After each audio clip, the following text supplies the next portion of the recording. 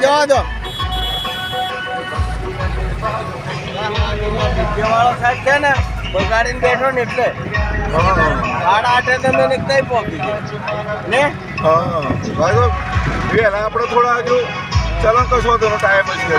હા પબ્લિક આવી ગઈ. હા યાર ઓછું હતું એમ 40 વાળા એટલે જ ચેક કરેલા બોમ્બ ભેગું થઈ ગયું ને.